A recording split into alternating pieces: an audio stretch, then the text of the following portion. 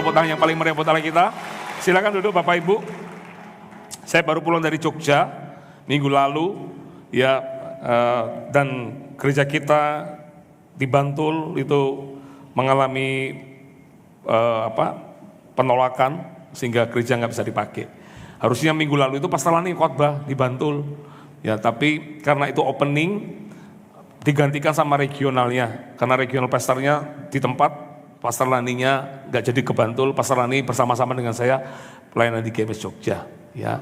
Tapi sekarang doakan supaya izin itu bisa segera keluar dan segera bisa dipakai kembali GMS Bantul, ya.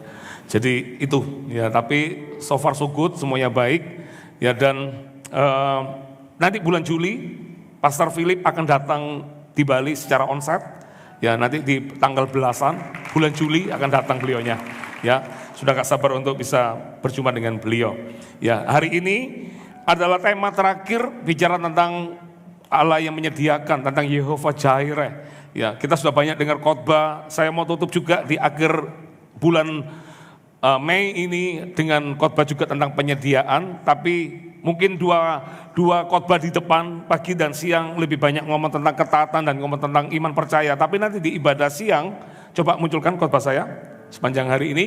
Nanti di ibadah siang itu saya akan ngomong tentang berani menabur di tengah ketidakpastian. Hari ini semua orang pasti bilang ekonomi sedang gak baik-baik saja, ya. Jadi banyak orang lagi wait and see. Terus gimana dong kita? Apakah kita hanya diam-diam saja? Enggak juga. Ya, nanti saya akan sampaikan ada hikmat Salomo yang diberikan bagaimana dalam musim yang enggak pasti ini apa yang harus tetap kita lakukan. Ya, itu nanti ada banyak prinsip-prinsip praktis. Terus nanti ibadah 4 itu saya bicara tentang mengelola keuangan. Ya, kita mau ambil dari seorang yang mengelola dengan hebat sehingga Mesir itu menjadi makmur di waktu itu. Ada 7 prinsip keuangan yang kita bisa pelajari sebetulnya, yang kita bisa yang kita bisa lakukan sehingga ketika masa kekeringan tiba, kita tidak jual aset, kita justru bisa menambah aset sebetulnya. Ya, tapi kan banyak orang kalau masa kekeringan kan asetnya yang dijual. Makanya kita harus, apa yang harus kita siapkan? Kita tidak bisa ngomong tentang Allah menyediakan, Allah menyediakan. Ini pun aja ada Allah yang menyediakan. Yusuf punya hikmat, itu pun pemberian Tuhan. Kalau Tuhan tidak berikan hikmat, tidak mungkin dia bisa memikirkan ekonomi sebuah bangsa. Dan Tuhan sendiri sudah berkata-kata, nanti akan ada masa 7 tahun kelimpahan, nanti ada masa 7 tahun kekeringan. Itu Tuhan semua yang kasih. Ya, apa yang membedakan kita dengan prinsip dunia? Kalau dunia mungkin cuma kasih teori-teori, kita enggak, ada beda kita. Kita punya Tuhan, Tuhan yang hidup, dan Tuhan itu bisa berikan hikmat kepada kita. Orang bilang musim nggak pasti, gimana apa yang dilakukan. Ada yang bilang gini, kalau masa kering ini bisnis apa yang paling bagus, kan gitu, iya kan. Tapi kalau kita belajar Tuhan, Tuhan itu bisa kasih hikmat kita, saudara, apapun musimnya. Ya, nanti di ibadah terakhir itu saya mau bicara tentang bebas hutang dengan hikmat yang dari Tuhan sebetulnya. Ya, karena banyak orang hutang itu kalau orang nggak bijak akan membayar hutang dengan gali lubang tutup lubang. Itu bukan jawaban, justru itu akan menghancurkan. Nah, apa kata Tuhan? Nah, nanti di ibadah malam saya ngomong itu nanti malam. Karena saya punya mimpi, jemaat GMS bukan jemaat yang berhutang, tapi jemaat GMS adalah jemaat yang memiutangi harusnya. Lebih suka mana? Berhutang atau yang memiutangi? Enggak suka dua-duanya Pak, ya sudah, nggak usah dipilih. Ya, tapi orang yang menjadi berkat itu jauh lebih baik daripada orang yang minta berkat. Ya, makanya nanti malam itu khotbah sangat praktis sebetulnya. Ada banyak hal-hal yang perlu diakui karena utang itu kayak jerat, kayak apa ya? Sebuah borgol yang diikat di kaki seseorang. Ada orang itu nggak bisa keluar dari utang.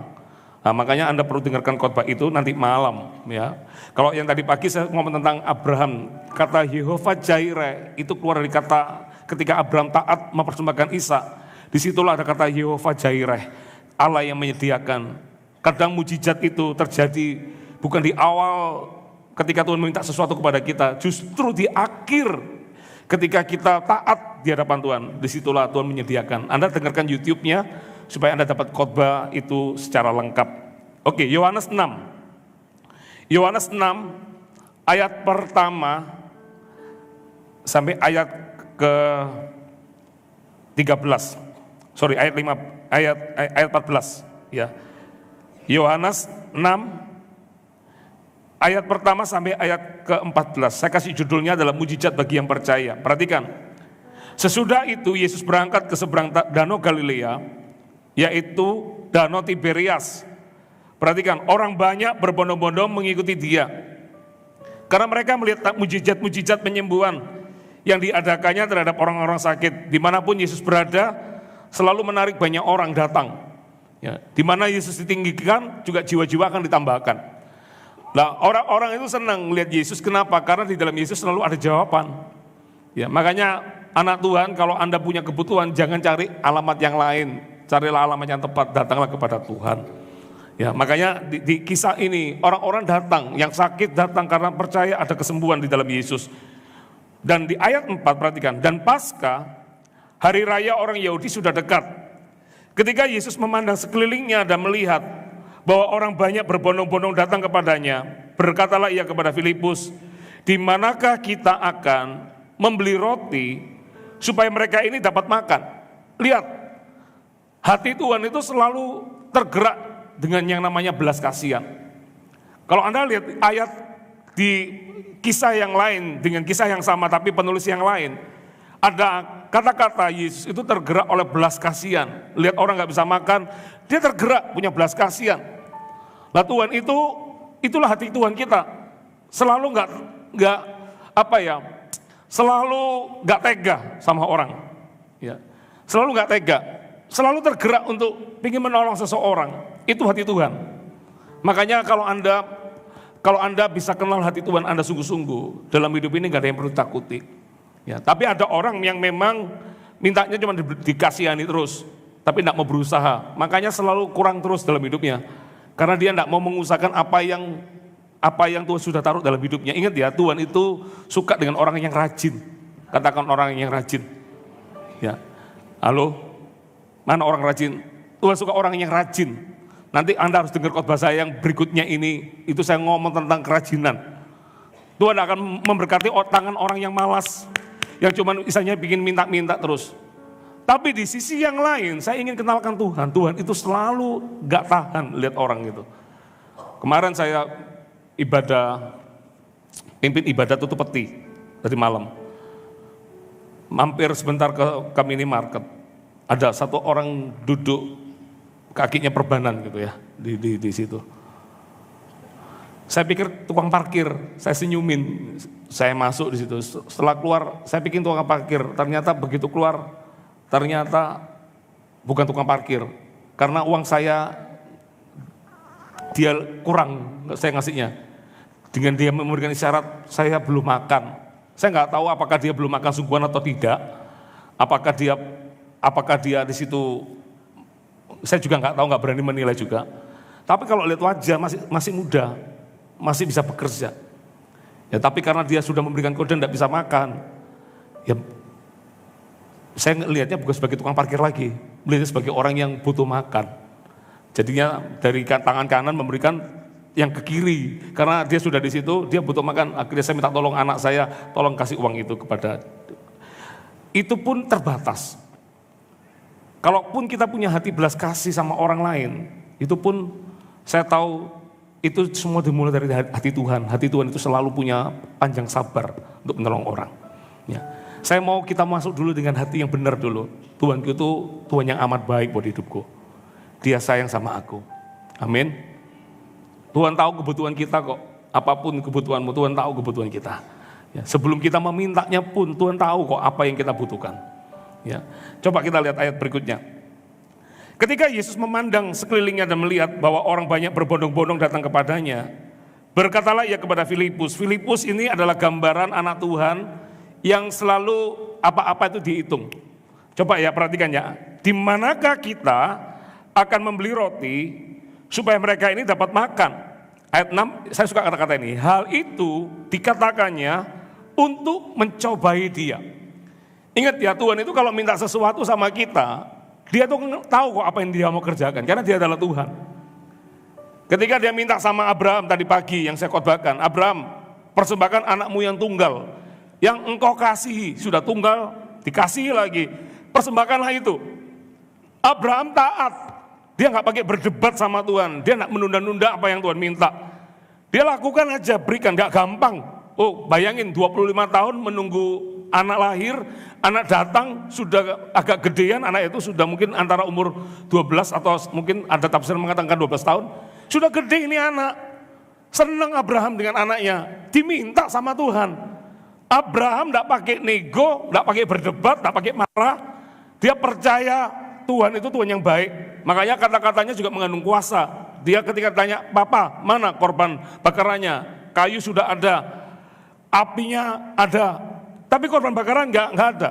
Abraham di situ bisa ngomong iman dan berkata begini, Allah yang menyediakan anakku, Yehova Jireh. Dan Abraham itu luar biasa, dia ngomong begini, nanti akan ada anak domba, meskipun nanti pada akhirnya bukan anak domba, memper domba jantan, ini anak domba. Tapi hebat loh Abraham itu, nggak ada domba di waktu itu. Abraham bisa menyebut anak domba. Saya tahu Tuhan itu sudah sediakan domba sebetulnya. Tapi yang Tuhan ingin lihat dalam hidup kita sebagai orang percaya, nggak cuma kelihatan percaya tapi nggak ada perbuatannya. Percaya tapi masih mikir, bisa nggak ya? Nah di dalam case ini kalau Anda lihat, Allah tuh tahu, Yesus itu tahu apa yang dia mau kerjakan. Tapi dia pakai tangan manusia untuk supaya tangan manusia itu bisa melihat juga bahwa kamu harus percaya juga kepadaku. Aku bisa melakukan perkara yang besar. Bisa ngerti maksud saya enggak? Kalau Anda baca di kisah Yesus memberi makan 5.000 orang ini kisah ditulis oleh 4 penulis. Tapi hanya satu penulis yang menulisnya berbeda. Ada kata Tuhan itu mencobai Filipus. Kenapa Filipus yang dicobai di waktu itu? Perhatikan, saya bacakan aja, baru Anda akan kelihatan. Jawab Filipus kepadanya, roti seharga, ayat 6 dulu ya. Hal itu dikatakannya untuk mencobai dia, sebab ia sendiri tahu apa yang hendak dilakukannya. Lihat, Tuhan itu tahu apa yang hendak dilakukan, tapi sometimes ingin melihat kualitas hati dari anak-anaknya. Kamu sungguh-sungguh percaya enggak sama aku? Kalau aku adalah Allah yang menyediakan. Kalau aku Allah yang menyediakan, tentunya perbuatanmu, perkataanmu, tindakanmu akan sesuai dengan apa yang kau percayai. Bisa tangkap maksud saya? Tuhan itu ngerti apa yang, ini ada orang apa enggak ya? Bisa jelas ya? Kasih respon dong. Kayak kita sudah enggak ketemu 2 tahun gitu ya. Makanya untuk membuat orang respon itu kadang butuh waktu lagi. Ya. Anda bisa paham ya, Tuhan itu bukan Tuhan yang nggak tahu apa yang ada di depan. Dia sudah mengerti apa yang di depan. Tapi untuk karya mujizat terjadi di hidup kita, sometimes Tuhan menguji hati kita. Tuhan mau lihat kita itu sungguh-sungguh percaya Tuhan apa enggak. Nah, dalam case ini, Tuhan uji Filipus. Kenapa Filipus yang diuji? Perhatikan ayat 7. Jawab Filipus kepadanya, roti seharga 200 dinar tidak akan cukup untuk mereka ini. Sekalipun masing-masing mendapat sepotong kecil saja. Lah hari itu Filipus itu pegang uang di dalam pelayanan itu di waktu itu. Yang dibawa Filipus itu bukan uang sedikit. Dia bawa 200 dinar, gambarannya 1 dinar adalah upah 1 hari orang bekerja. Kalau Filipus punya 200 dinar, saya sudah hitung, artinya dia punya 6,5 bulan gaji. Menurutmu banyak enggak? Anda kalau dapat THR 2 kali gaji lumayan enggak? Lumayan ya. Kalau 6,5 bulan lebih lumayan. Ada yang suka memberikan 6,5 bulan gaji? Belum ada yang 6,5 bulan, artinya yang dibawa oleh Filipus itu lumayan banyak. Tapi Filipus adalah gambaran orang yang dia langsung menghitung, dia langsung ukur bahwa ketika dilihat dari kemampuan, kebutuhan yang ada, kalkulasi, ini bankir yang mulai ngitung ini, apalagi sarjana akunting, mulai dilihat 200 banyak sih. Tapi kalau diukur ini semua, mana bisa 5.000 laki-laki belum makan, nggak cukup. Dia mulai hitung dengan dipotong kecil-kecil aja sudah nggak mungkin cukup. Lah Filipus gambaran secara manusia, secara perhitungannya dia benar. Tetapi imannya tidak berhenti pada apa yang terlihat. Sorry ya, secara manusia perhitungannya benar, tapi iman tidak berhenti pada apa yang terlihat. Lah dia ukur sesuatu itu dengan logika perhitungan manusia. Banyak orang tidak bisa lihat mujizat terjadi karena yang dia lihat itu adalah kemampuannya sendiri. Itu Filipus. Padahal dia lupa, yang tanya sama dia, yang memberi perintah sama dia, itu adalah Tuhan Yesus. Dia adalah Tuhan. Saudara, saya mau bilang gini loh. Yohanes 6 ini kan sudah Yohanes 6. Yohanes 2, murid-murid itu sudah pernah lihat mujizat. Ketika pernikahan itu butuh anggur, ya. Dikatakan di pernikahan itu mereka sudah kehabisan anggur. Masih ingat cerita itu enggak? Tuhan mengubahnya dari mana? Air mana yang diubah sama Tuhan? Air cuci kaki. Ya, di situ banyak hikmat. Air cuci kaki. Itu air ya tetap air. Murid-murid saya yakin ada bersama Tuhan Yesus di waktu itu. Ketika pernikahan itu butuh anggur, Maria mamanya bilang, pokoknya apa yang diperkatakan Yesus lakukanlah itu. Lah, banyak orang bertanya, kenapa kok Maria bisa ngomong begitu? Ya, ingat ya, Tuhan Yesus tetap ketika dia datang ke dunia ini sebagai manusia, tapi saya yakin ada kuasa ilahi juga. Buktinya apa? Dia bisa berkata, masa aku tidak bisa melakukan, minta pasukan malaikat, dia sendiri berjalan di atas air. Ada kuasa yang menyertai. Jadi saya yakin 30 tahun meskipun tidak mujizat satu pun tidak tercatat di Alkitab kita, namanya tetap ada kuasa ilahi, itu pasti ada mujizat. Makanya Maria itu agak ngeyel bahasa orang Surabaya. Pokoknya apa yang dikatakan Yesus perbuatlah itu, pasti ada mujizat. Lah, Yesus bilang begini, belum waktuku ibu, belum waktunya melakukan tanda-tanda mujizat untuk menyatakan kepada dunia. Tapi Maria tetap ngeyel, pokoknya apa yang dikatakan Yesus lakukanlah itu. Dan apa yang terjadi? Singkat cerita, hari itu Tuhan mengubah air menjadi anggur. Sampai pemimpin pesta mencedok, protes sama yang menikah.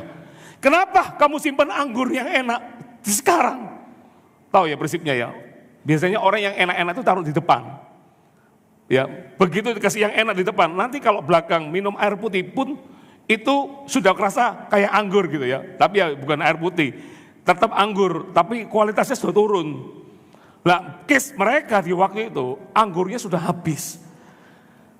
Pemimpin pelayan pernikahan, saya yakin dia nggak minum anggur, jadi dia nggak mabuk. Dia bisa merasakan ternyata ini anggur yang terbaiknya kok di belakang. Padahal yang tahu mungkin ngambil dari mana, nggak mungkin berani minum duluan. Hanya orang yang nggak tahu dia berani minum duluan. Ini bisa nangkep nggak sih? Nggak lucu cerita saya ya. Sebetulnya ini 771 CGI, ya.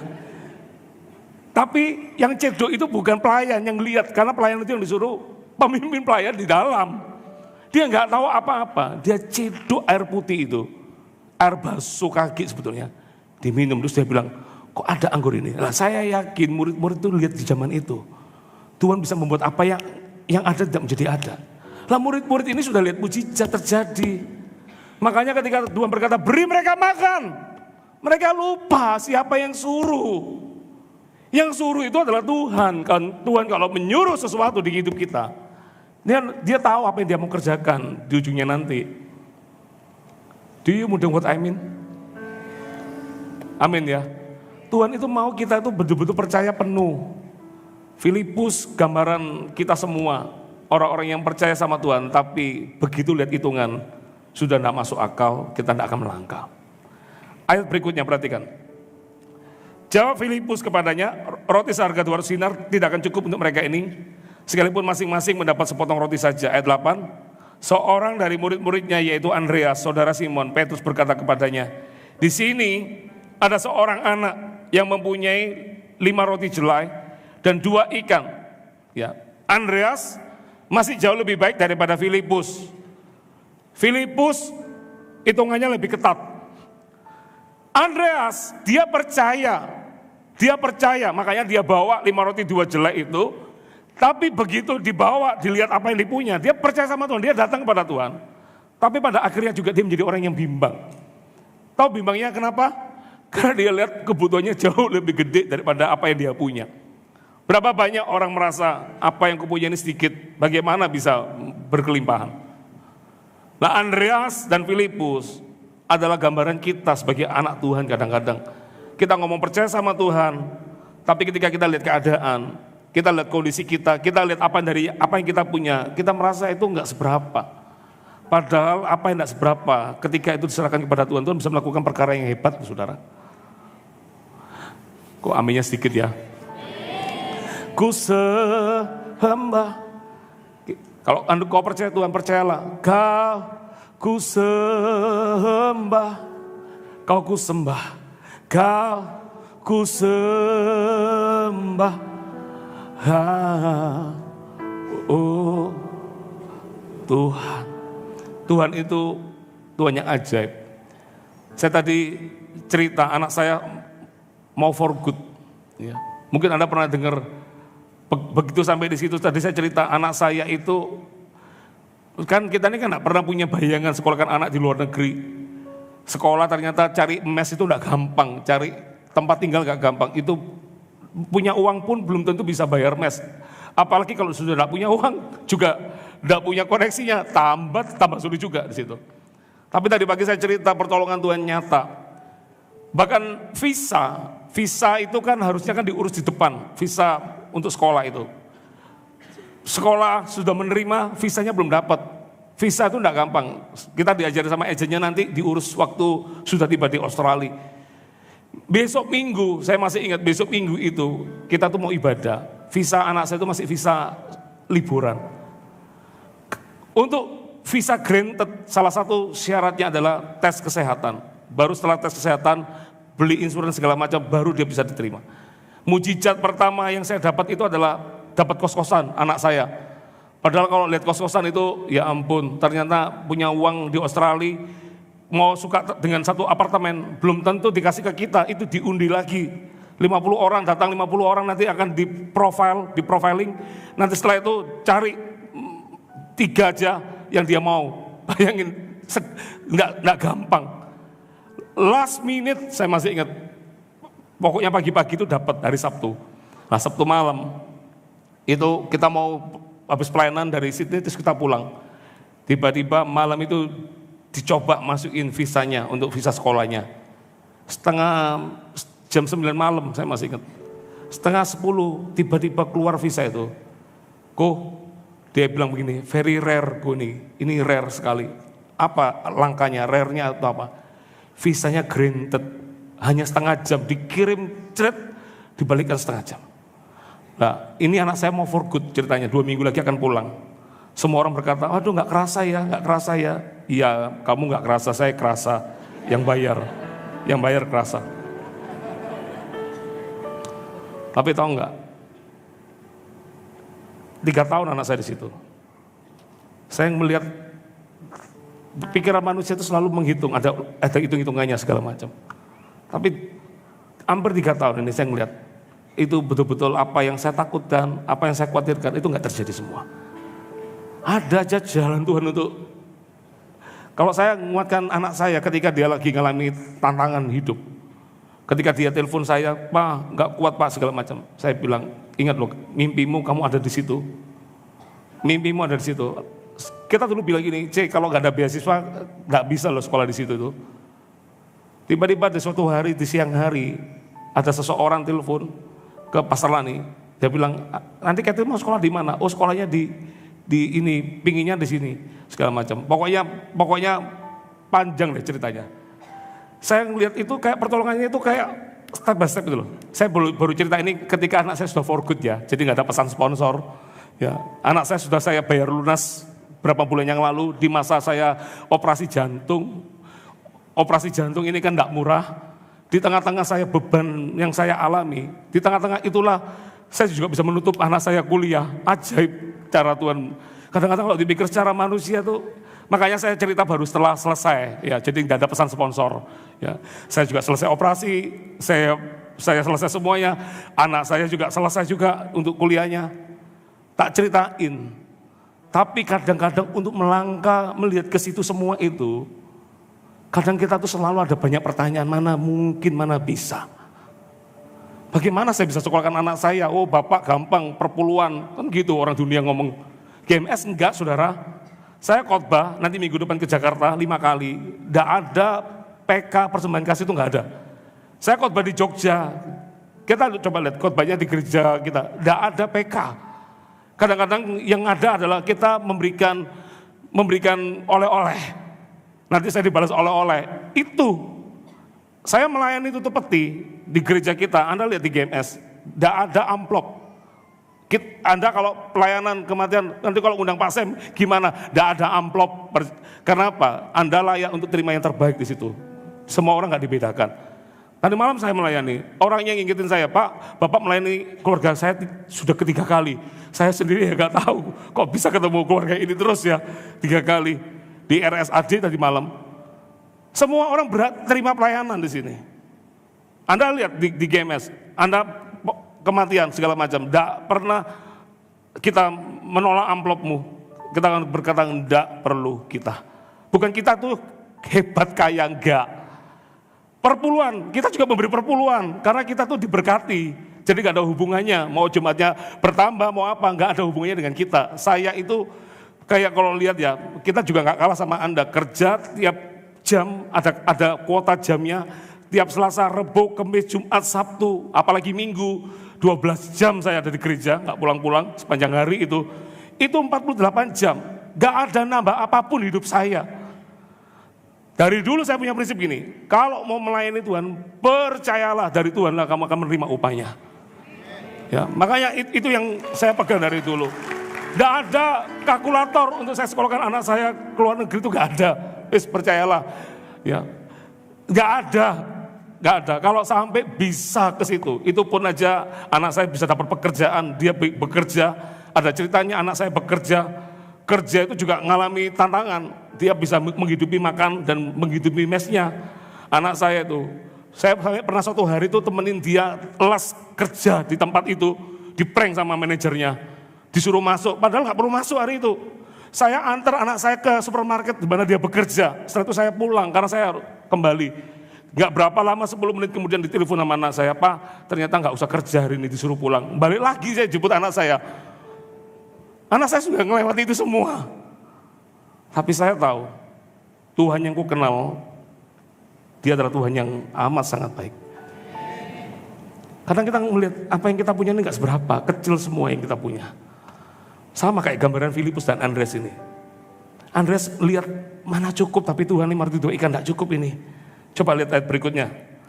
Kata Yesus, ayat 10, suruhlah orang-orang itu duduk. Tuhan tidak tertarik dengan keluh kesahmu. Andreas berkeluh kesah, mana cukup? Gak cukup ini Tuhan. Hebatnya Tuhan itu, makanya ya, Tuhan itu luar biasa ya. Dia tidak pakai iman kita. Kalau takaran untuk menolong kita tuh iman kita bablas saudara. Kita tidak akan lihat mujizat. Di tengah-tengah orang tidak percaya pun Tuhan tetap bisa melakukan pekerjaannya. Makanya Tuhan berkata dia tidak tertarik dengan kata-kata Andreas. Langsung dia berkata, kata Yesus, sudah kelamaan. Kalau nunggu murid-murid ini kapan makan-makannya? Langsung Tuhan berkata, suruhlah orang-orang itu duduk. Adapun di tempat itu banyak rumput, maka duduklah orang-orang itu. Kira-kira 5.000 laki-laki banyaknya. Ini tidak cuma banyaknya, banyak sekali laki-lakinya. Laki-laki pasti lebih banyak perempuannya. Tapi kenapa kok laki-laki disebut? Karena laki-laki paling gampang menghitung. Dia menghitung dari kepala suku masing-masing. Nanti dikelompok-kelompokkan dari laki-laki itu. Makanya didapat 5.000 laki-laki. Gampang untuk menghitungnya. Tapi pasti lebih banyak orangnya. Perhatikan ya. Lalu Yesus mengambil roti itu, mengucap syukur dan membagi-bagikannya kepada mereka yang duduk di situ. Demikian juga dibuatnya dengan ikan-ikan itu. Sebanyak yang mereka kehendaki. Dapat makan aja itu sudah berkat. Tapi makan sampai seperti yang digendaki. Tahu yang digendaki ya? Lagi makan belum belum habis, tiba-tiba masih kepingin lagi. Ditanyain, mau lagi? Boleh. Ya sudah ambil lagi. Bayangin, tidak cuma pas. Seperti yang mereka kehendaki. Artinya Tuhan kalau memberi kepada kita tuh, kadang-kadang kita tuh yang malu sebetulnya. Selalu melebihi daripada apa yang kita pernah bayangkan. Itulah hati Tuhan. Ya, saya makan sama anak saya laki tadi malam. Makan. Papanya pesan 1 porsi. Dimakan, alasan terbesarnya apa? Apakah berhemat papanya? Bukan. Papanya takut gemuk. Harus jaga makan sekarang, nggak boleh gemuk-gemuk, ya kan? Karena saya harus jaga kesehatan. Jadi papanya beli 1 porsi sama 1 lagi menu. Di menu itu pelayan sudah ngomong, saya bagi setengah ya, anak saya enggak, dibagi 4 aja, lebih enak makannya. Oke, bagi 4. Padahal kita berdua saja, Pastor Lani khotbah di sini tadi malam sama anak saya yang perempuan. Saya sama Owen makan itu, ternyata yang dibagi 4 itu hojak sinci gulik-gulik, saudara. Ya, enak sekali. Ini anaknya nggak ada, tak ceritain. Kan enak ini makanan ini. Wah, ini enak ini, memang the best ini ternyata. Ya, nggak usah cari-cari ya, the best ini. Saya makan 1. Anak saya makan 2, berarti kan masih sisa berapa? Kok bisa 1? 10? Enggak, 1. Sisa 1. Saya bilang, kok makan? Enggak, itu punya papa. Anak saya ngerti, dia suka, tapi dia akan tahan. Pasti dia tidak akan makan, apalagi itu kita dibagi 4, dia pingin papanya juga makan. Tahu enggak? Jujur itu enak memang. Ya. Sebetulnya kalau bisa saya tinggal pesan aja 1 lagi kan lebih baik ya. Tapi kan takut gemuk tadi. Saya ngomong sama dia, kamu yang makan. Enggak Pak, papa yang makan. Enggak, kamu yang makan. Ya. Mau tunggu cerita akhirnya? Terus dia bilang gini, papa gigit aja 2 gigitan. Sisanya kasih go. 2-3 lah Pak, 2-3 gigitan. Akhirnya saya gigit. Karena untuk supaya dia makan, akhirnya saya gigit kecil, saudara. Tak ambil bagian yang paling terkecil. Saya taruh di situ. Kamu makan, dia makan akhirnya. Saya bisa paham hati bapak itu ya. Setelah itu pulang ngomong apa kita? Sama perkataannya. Nanti kita makan di sini lagi, kita pesan yang lebih gede ya. Nanti siang-siang aja, jangan malam. Kita pesan yang lebih gede makan. Namanya orang tua selalu ingin kasih lebih buat anaknya. Saya bisa paham hati Tuhan. Lihat orang butuh makan aja Tuhan tergerak belas kasihan. Ketika Tuhan menyatakan mujizat, gak cuma pas loh dikasih. Seperti mereka kehendaki. Itu loh hati Tuhan. Makanya sayang kalau ada orang meninggalkan Tuhan, itu sayang. Karena Tuhan yang saya kenal 24 tahun mengiring Tuhan. Tuhan itu amat sangat baik. Ya. Tuhan adalah gembalaku, takkan kekurangan aku. Di meja operasi itu kata-kata itu selalu keluar, Tuhan adalah gembalaku, takkan kekurangan aku. Dokter itu selain memberikan berita yang gak baik, dia selalu memberitakan setelah kabar baik, setelah saya dioperasi, bagus sekali, hasilnya bagus. Dia berkata ini, kamu lucky man, kamu beruntung, ini kalau gak ditolong sama di atas gak mungkin bisa.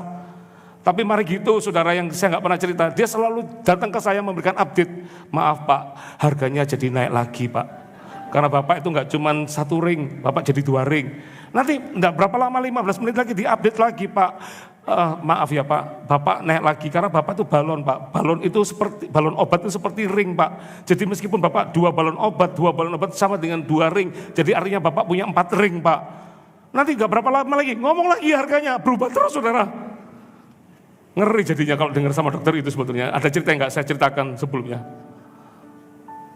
Nanti terakhir dokternya pangkas uang fee-nya dia dipangkas. Pak saya kurangi ya, tapi dipangkas dia lebih mahal ringnya daripada mahal obat jadi tindakannya. Tapi saya ngelihat di dalam hidup saya itu betul-betul bisa selesaikan pembayarannya dengan, kan saya bilang tadi, tidak pernah terpikirkan tahun kemarin saya bikin asuransi. Meskipun tidak bisa mengcover 100%. Paling tidak itu sudah iman saya bisa melihat mujizat duluan di situ. Di sininya Tuhan sediakan, saya pikir ini nanti selesainya nanti sampai kapan, ternyata juga Tuhan selesaikan semuanya dengan tuntas. Itu loh Tuhan tidak cuma kasih nyawa, kasih semuanya itu. Kadang-kadang malu sama Tuhan. Kita ini malu sama Tuhan. Ya. Seringkali kita itu bimbang, ragu, tidak percaya. Terus kadang-kadang, tapi kalau ketika Tuhan nyatakan mujizat, kita lupa. Itu kalau nggak Tuhan yang baik nggak mungkin bisa. Diberikan mereka makan seperti mereka kehendaki. Ayat 12, Dan setelah mereka kenyang, ia berkata kepada murid-muridnya, kumpulkanlah potongan-potongan yang lebih supaya tidak ada yang terbuang. Maka mereka pun mengumpulkannya. Dan mengisi berapa? 12 bakul penuh dengan potongan-potongan dari kelima roti jelai yang lebih setelah orang makan. Ayat 14, ketika orang-orang itu melihat mujizat yang telah diadakannya, mereka berkata, dia ini adalah benar-benar nabi yang akan datang ke dalam dunia. Gak cuma diberi makan, mereka kendaki mereka juga dapat. Gak cuma itu, ada lebihnya. Ya, tidak ada Alkitab kita tidak membahas apapun, tapi lebih 12 bakul. Ada banyak yang menafsirkan karena hari itu 12 murid gagal untuk percaya, makanya dilebihkan 12 bakul supaya setiap orang membawa bakul itu sambil mikir, ternyata kenapa aku tidak percaya sama Tuhan. Dan kadang-kadang kita ya itu, makanya disuruh ingat kebaikan Tuhan. Kalau Tuhan pernah tolong kita di masa lalu, Tuhan juga akan tolong kita di masa sekarang. Tuhan juga akan tolong kita di masa depan. Karena dia adalah Tuhan. Dia punya hati yang luar biasa buat hidup kita. Apa yang kita bisa pelajari? 3 poin sederhana. Yang pertama, apa yang kita bisa pelajari? Mujizat bagi yang percaya yang pertama adalah ini. Belajarlah punya iman seperti anak kecil. Ya. Ingat, yang menyerahkan adalah seorang anak. 5 roti 2 ikan. Apakah anak itu gak suka dengan makanannya sehingga diserahkan? Enggak. Ya. Tapi anak ini menjadi pilihan Tuhan di waktu itu. Di tengah-tengah semua orang dewasa yang tidak percaya, karena orang dewasa itu selalu mengukur sesuatu itu dengan apa yang dia punya. Tapi anak itu, kalau mau ngomong percaya, anak itulah harus dicontoh. Saya mau tanya, siapa yang punya anak-anak masih balita, masih teenagers, masih teens usianya, ada anak-anak? Halo? Coba tanya anak, besok khawatir makan apa besok? Tidak pernah khawatir mereka. Yang khawatir siapa? Mamanya. Masa apa besok? Anak itu tidak khawatir. Ya. Anak itu adalah apa ya? Kalau mau ngomong tentang anak, bicara tentang anak kecil itu ciri-cirinya ini. Dia itu polos, sederhana, tidak rumit, dan ini yang luar biasa. Anak kecil itu mudah percaya. Ayo berangkat aja dia. Dia enggak mikir, dia ikut fasilitas orang tuanya tidur di hotel, dia enggak ikut bayar. Yang dia tahu kadang-kadang pernah diajak ke hotel sekali, dia akan ngomong, ayo kita renang lagi ke situ. Di mana? Di hotel itu. Itu mahal nak. Anak enggak pernah mikir ke situ. Karena anak itu polos. Makanya lihat 5.000 orang laki-laki, dia enggak punya hitungan. Yang dia tahu adalah dia belajar bawa 5 roti 2 ikan, serahkan sama Tuhan. Bagi anak kecil itu, Tuhan pasti bisa melakukan mujizat. Sometimes dalam hidup ini ya, ngomong percaya di dalam hidup kita, apalagi ngomong situasi ekonomi yang tidak baik-baik saja, belajarlah punya iman seperti anak kecil. Ya, Tuhan yang tak punya ini enggak seberapa sih. But I trust you. Tadi saya kadang ngomong iman itu, enggak semua harus dimengerti. Kadang kita tidak mengerti keadaan kita. Sama seperti Abraham, diminta anaknya, itu nggak make sense. Tapi hebatnya Abraham, dia berkata sama 2 bujang, sama 1 keledai, dia berkata, kamu tunggu di sini, sama keledai juga tunggu di situ. Kami akan sembahyang. Dan ini luar biasa, dan kami akan kembali. Hebat ya. Dia pakai kata kami, artinya apa? Padahal dia bukan nanti mempersembahkan Isa itu dengan setengah keraguan, enggak. Dia mempersembahkan Isa, sungguh-sungguh mempersembahkan Isa. Tapi yang dipegang oleh Abraham apa? Aku percaya kepada Tuhan yang bisa membuat apa yang tidak ada menjadi ada. Yang bisa membangkitkan dari, katakanlah kalau sampai nanti Isa dibunuh sama Abraham, dia cuma tahu satu hal, di Roma 4, aku percaya Tuhan bisa membangkitkan orang mati. Allah yang memberi, Allah juga menyediakan. Allah yang memberi, Allah juga memperlengkapi. Makanya dia nggak tanggung-tanggung ketika dia mau serahkan anak itu, karena yang diminta itu. Ketika dia mau serahkan, di situ langsung Tuhan berkata, Abraham, aku tahu apa yang ada di hatimu. Kau sungguh-sungguh, kau enggak merasa setengah-setengah dalam hidupku. Makanya Allah berkata apa? Ini kusediakan. Sometimes dalam hidup ini belajar percaya itu kayak gitu loh. Enggak tahu caranya gimana. Pokoknya enggak ada skenario, enggak bawa 2 bujang, enggak bawa 1 keledai. Syukur-syukur nanti kalau Tuhan tak bawa ini, syukur-syukur Tuhan berkata, Abraham jangan anakmu, keledai itu aja. Kalau Tuhan tidak suka keledai, Tuhan akan berkata, jangan keledai, 2 bujangmu. 2 dapat 1. Nggak lucu ya? Kan dipersembahkan 1 ada 2 opsi. Kan manusia kan suka memberikan opsi kan. Tuhan nanti tolong, kalau tolong aku tuh begini loh Tuhan. Cara A, cara B, cara C. Nggak terjadi semua. Kita marah sama Tuhan. Kenapa nggak jawab? Loh itu kan Anda yang jadi saudaranya. Anda tuh cuma pemain. Pastor Lani nggak suka kalau nonton film sama saya. Nggak suka ya. Jangan dicontoh ya bapak-bapak. Pastor Lani lagi dalam situasi dia nonton film itu. Saya akan berkata, nggak akan mati, ini orang masih nggak akan mati. Mencekno saya mencekno Pol. Film-film apa gitu, saya akan mengomentari. Itu nanti di ujungnya begini loh nanti. Nggak akan secepat itu. Kok kenapa nggak cepat selesai? Ya kalau cepat selesai kan filmnya pendek. Makanya dibikin agak bulat supaya nggak selesai. Film yang hebat itu adalah film yang kita nggak bisa membaca alur ceritanya. Tiba-tiba kok loh munculnya ke sini. Lah Tuhan itu paling jago di situ. Kita manusia, kita ini cuma pemain. Jangan jadi sutradara. Abraham itu loh polosan sama Tuhan. Pokoknya kamu stay di sini, nggak boleh ikut. Aku sama anakku. Anaknya tanya lagi, Pak, kayunya sudah ada, api sudah ada, mana korban bakarannya? Bisa-bisanya tuh Abraham berkata, Allah menyediakan. Allah menyediakan, nanti akan ada domba, ada anak domba yang diserahkan. Coba, nggak ada domba di situ. Tapi Abraham punya iman tuh polos. Pokoknya nggak tahu. Orang Surabaya paling enak mewakili kata polos itu apa? Mbuwis. Terserah Tuhan. Up to you Tuhan. Terserah Tuhan. Kalau Tuhan yang suruh, aku mau melangkah. Nah itu iman anak kecil. Kalau orang dewasa apa kata-katanya? Mana mungkin? Nggak cukup. Bagaimana bisa? Nggak sanggup. Tapi iman anak kecil berkata apa? Kalau ada Tuhan Yesus, pasti ada jalan. Itu iman anak kecil. Saya senang kalau datang ke Tuhan, naik dalam setiap hal apapun. Password saya cuma satu, ambil gitar, nyanyi buat Tuhan. Datang, ku mau memujimu, ku selalu pujimu. Alih-alih ngomong tentang pergumulan, yang tak bawa adalah hati mengucap syukur. Ku selalu sembahmu, kau yang layak terima semua pujian, kemuliaan hanya bagi Tuhan. Karena bisa gitar sedikit langsung jadi medley.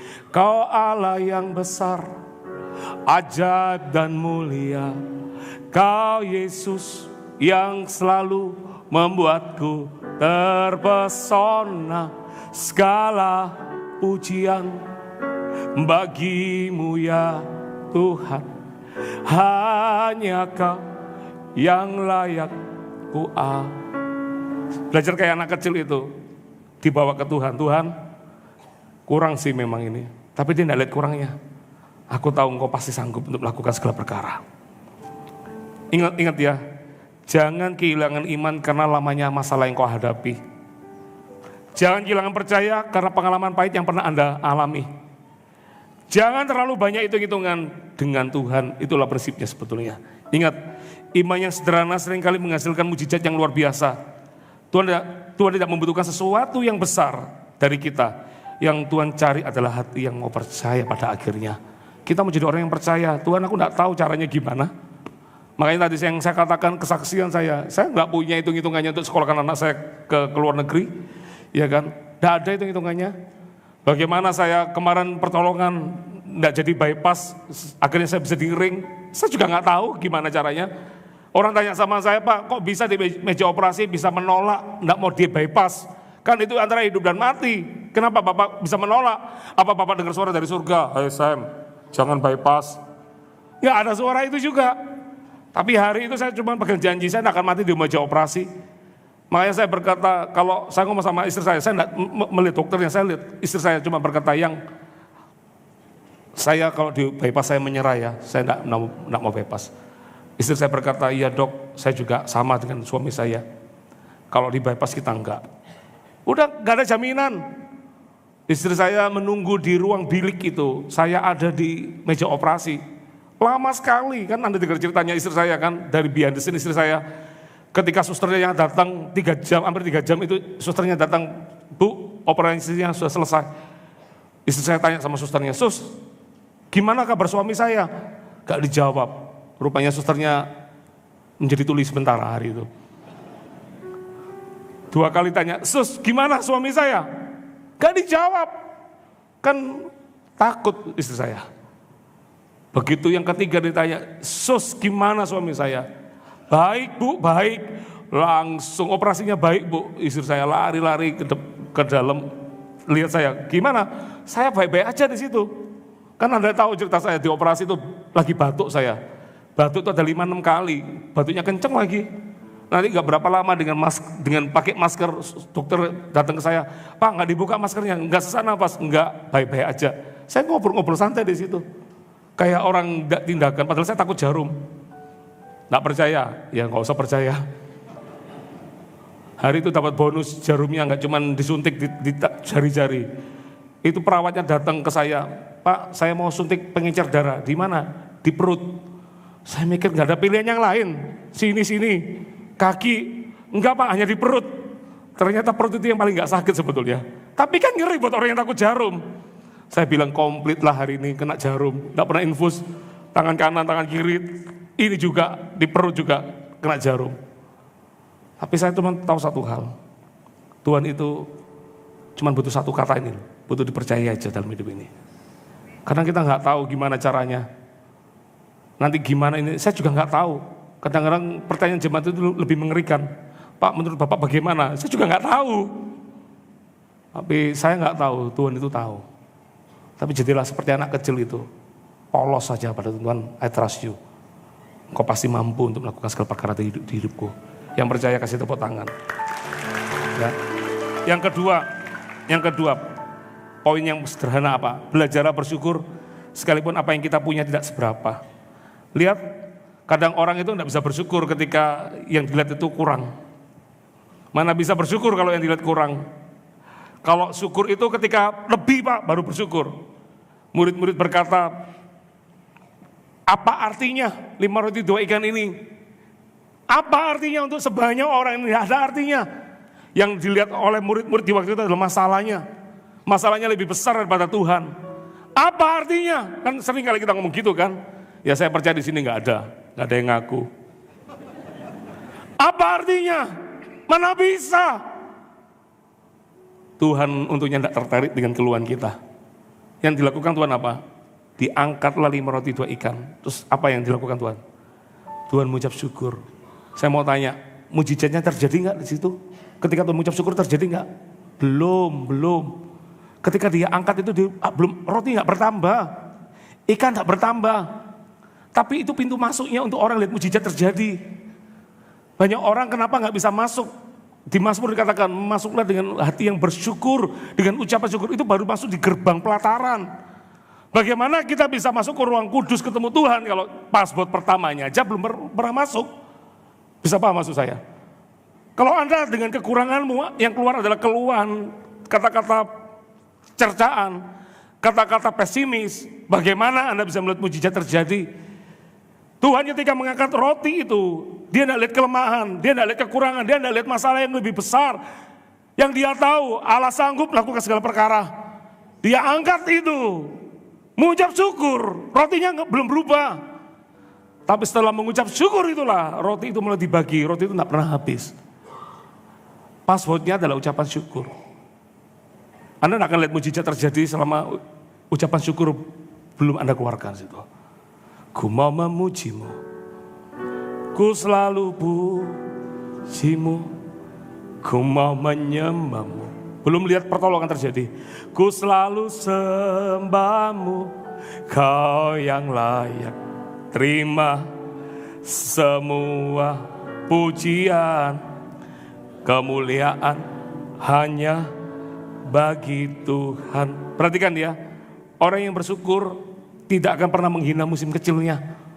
Mungkin yang dipunya sekarang ini gak seberapa, it's okay. Dia tidak malu dengan proses yang masih terus terjadi. Orang yang mengucap syukur, dia tidak akan fokus pada kekurangan. Tetapi orang yang mengucap syukur, dia percaya Tuhan sanggup untuk melipat gandakan apa yang dia punya. Tapi password ucapan syukur itu harus dipunya duluan. Ya Tuhan, ada masalah sih, belum melihat jalan keluar. Tapi hatiku tetap ucap syukur padamu. Anak saya kalau datang dan dia berkata begini, kalau papanya terbatas ini gak bisa belikan makanan yang enak itu kemarin. Terus dia benar berkata gini, Pak, Koko ini tetap percaya sama Papa. Gak apa-apa Pak, gak dapat roti itu. Pak, Koko tetap cinta sama Papa. Oh, besok 1 truk tak kirim roti itu. Karena pasti papanya berbunga-bunga. Anak ini terasa sama papanya, dia cari papanya bukan karena bantuannya. Tapi dia sayang sama papanya. Tadi saya katakan Tuhan itu belas kasihnya gede banget sama kita. Jangan curiga yang buruk sama Tuhan. Anda yang harus bawa hidupmu kepada Tuhan itu berkata, Tuhan, I trust you. I trust you Jesus. I trust you. Ketika hatimu bersyukur, maka saya percaya sesuatu yang kecil. Ingat ya, jangan remehkan yang sedikit. Karena yang sedikit di tangan Tuhan bisa memberi makan banyak orang. Tuhan tidak butuh bantuanmu. Tuhan cuma butuh satu saja, butuh percayamu kepada Tuhan. Yang ketiga, yang terakhir. Yang ketiga, apa yang kita bisa pelajari? Belajar percaya Tuhan itu harus penuhnya. Ingat, kebutuhannya adalah mereka diberi makan. Tapi ternyata Tuhan jawab, nggak cuma diberi makan sampai kenyang. Sampai mereka, kalau mereka tuh yang nggak diet berkata, aku mau tambah lagi, boleh nggak? Boleh, kasih lagi. Masih kurang, masih cuman ototku yang dikasih makan tadi. Ini belum, boleh makan lagi. Tuhan itu loh amat sangat baik. Anda ingat zaman ketika orang-orang Israel pergi dari Mesir mau masuk ke tanah perjanjian, mereka pingin roti, ya. Mereka pingin roti, pingin makan. Tuhan kasih mana, bukan mana itu mana, bukan ya. Kasih roti mana, roti yang dari surga. Mereka makan. Hari Sabtu, hari Sabat itu adalah hari di mana kalau kita kan hari Minggu Sabatnya, tapi mereka kan hari Sabtunya. Hari ke-7 hari Sabtunya. Nah, minta hari Sabat itu ada peraturan tidak boleh bekerja. Roti yang mereka yang dikasih sama Tuhan. Hebatnya di hari Sabtu roti itu tidak pernah basi. Kalau roti hari Senin, Selasa, kalau mereka tidak makan hari ini, roti itu akan besok sudah basi. Tuhan kasih selalu yang baru. Tapi karena hari Sabat Tuhan tidak, pabrik roti surganya tutup, rotinya dikasih double portion. Orang tanya sama saya, gimana caranya menghitungnya itu, mengaturnya gimana? Aku juga nggak ngerti, ya.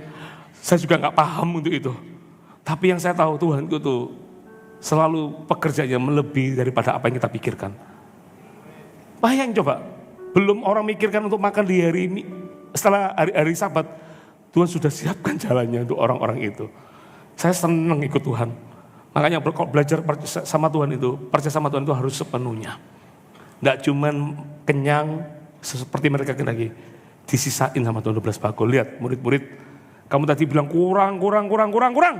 Sekarang lebih. Kamu bilang terbatas. Nih makan sudah kenyang semua nih, sampai tidur semua di padang rumput itu. Kenyang semua, mereka happy, tidurnya nyenyak. Karena makan yang paling enak itu makan apa? Makan yang dibayarin. Tuhan bayarin roti itu dengan sekenyang-kenyangnya, disojai, orang Chinese bilang sudah ditraktir sama Tuhan. Gak cuma itu, lihat, kamu bilang kurang. Nih, tambah. Kurang. Lebih. Kamu bilang cuman kurang, ini loh lebih. Aku bisa melakukan perkara yang jauh lebih besar daripada apa yang pernah kamu pikirkan. Itulah Tuhan kita, saudara. Mari kita